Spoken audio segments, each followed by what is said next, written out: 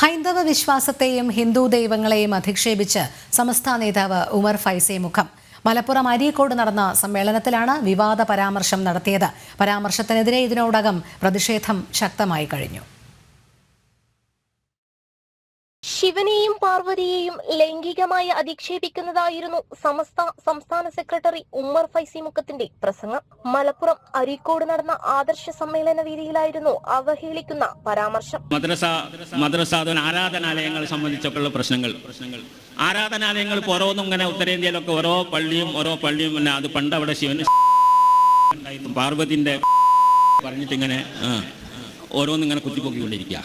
എന്നിട്ട് അതിനനുസരിച്ച് കോടതി പറയുകയാണ് സർവേ നടത്തണം. അതാണ് സ്ഥിതി. ഇസ്ലാമിക അധിനിവേശത്തിന്റെ ഭാഗമായി ഉയർത്തപ്പെട്ട പള്ളികളിൽ ചരിത്രപരവും നിയമപരവുമായ ഇടപെടലുകൾ ഉണ്ടാകുന്നതാണ് സമസ്ത നേതാവിനെ ചൊടിപ്പിച്ചത്.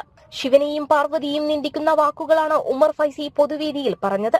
അയോധ്യ രാമജന്മഭൂമി വഖഫ് ഭൂമിയാണെന്ന ലീഗ് സംസ്ഥാന അധ്യക്ഷൻ സാദിഖ് അലി തങ്ങളുടെ പരാമർശത്തിന് പിന്നാലെയാണ് സമസ്ത നേതാവിന്റെയും വിവാദ പരാമർശം. തീവ്ര വർഗീയ നിലപാടുകൾ ഇതിനു മുമ്പും ഉയർത്തിപ്പിടിച്ച നേതാവാണ് ഉമർ ഫൈസി. തട്ടമിടാത്തവർ അഴിഞ്ഞാട്ടക്കാരികളാണെന്ന പരാമർശം പ്രതിഷേധങ്ങൾ ക്ഷണിച്ചു വരുത്തിയിരുന്നു. ഹൈന്ദവ വിശ്വാസത്തെ അധിക്ഷേപിക്കുന്ന സമസ്ത നേതാവിന്റെ പരാമർശങ്ങൾക്കെതിരെ ഇതിനകം വലിയ പ്രതിഷേധം ഉയർന്നു വന്നു കഴിഞ്ഞു.